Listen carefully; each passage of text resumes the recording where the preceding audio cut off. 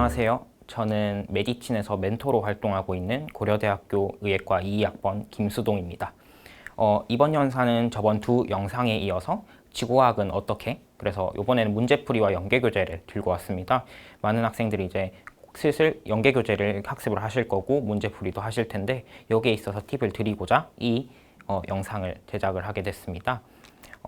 일단은 문제풀이는 왜 해야 되는 거고 연계교재는 어떻게 활용해야 되고 제가 문제를 어떻게 풀었고 그걸 오답을 어떻게 했는지를 알려드리는 목차를 보고 이제 내용으로 들어가 보겠습니다.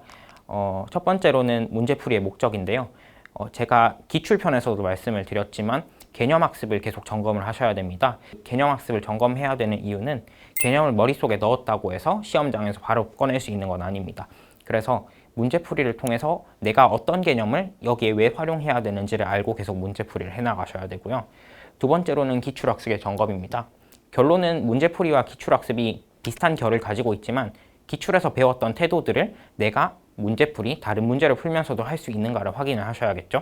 똑같은 문제를 계속 풀다 보면은 내가 잘 풀고 있는 건지 아니면은 저번에 했던 관성 때문에 그렇게 풀고 있는 건지 모호해질 수 있으니까 다른 문제풀이, 연계교재를 통해서 이런 점을 보완하실 수 있겠죠. 그리고 마지막으로는 나의 약점을 찾아야 됩니다. 그래서 기출학습을 점검하시고 개념학습을 점검하시면서 내가 어디서 개념이 비었지? 혹은 문제풀이를 할 때 어떤 실수들이 나오지? 여기서 어떤 걸 고쳐야 되지를 계속 생각하고 기록을 해나가셔야지 더 좋은 성적을 얻으실 수 있겠죠.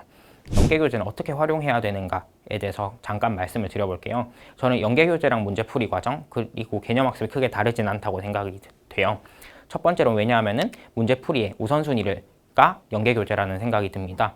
교육과정 평가원에서 감수를 받던 교재이고요. 그리고 나서 수능을 보실 때 평가원 교수님들이 보시는 책들 중 하나이기 때문에 이 교재를 참고를 하셔야 될 것 같고 문제를 푸실 때 신유형이 있는지 아니면 다른 문제가 있는지를 확인을 하셔야 됩니다.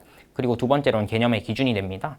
왜냐하면은 교과서도 너무 여러 가지고 그 교과서 각각을 다 볼 수는 없기 때문에 다 보면 좋긴 하겠지만 다 볼 수는 없기 때문에 개념의 기준을 한번 개념이 어디까지인지에 대한 기준을 한번 보는 필요가 있는데요. 연계교재를 활용하면 좋을 것 같다는 생각이 들었습니다. 마지막으로는 신유형이나 새로운 자료에 대한 힌트를 연계교재에서 얻어가실 수 있습니다. 앞에서 말씀드렸듯이 문제풀이를 하면서 내가 어디에 약점이 있고 어떤 자료를 어떻게 봐야 될지를 계속 고민을 해야 된다고 했잖아요. 그럼 그 과정에서 새로운 자료를 봤을 때 어떻게 반응해야 되는지를 볼 수 있고요. 수능에 출제될 때는 이런 신유형이 어떻게 변형될 수 있겠다, 연계교재의 문제가 어떤 방향으로 나오면 더 어려울 수 있겠다를 고민해보는 과정이 되었으면 좋겠습니다. 그럼 다음으로는 제가 어떻게 문제풀이를 해나갔는지를 말씀을 드릴게요. 이것도 앞에 이전 영상에서 말씀드렸던 기출분석이랑 크게 다르진 않습니다. 일단 문제를 풀고 채점을 하고 틀린 문제랑 맞은 문제를 모두 복기를 하셔야겠죠.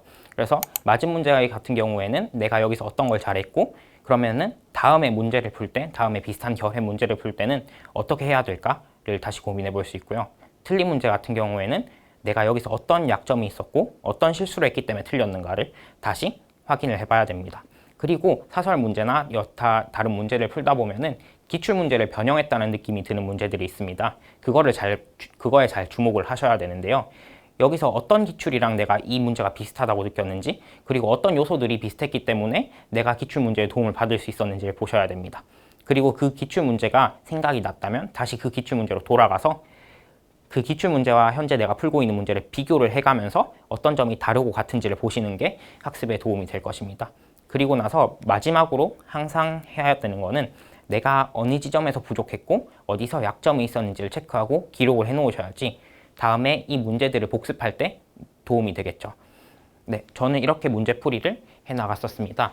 그리고 문제풀이만 하고 넘어가면은 도움이 안 되겠죠. 그래서 저는 문제풀이를 하고 오답노트를 작성하는 시간을 가졌었는데요.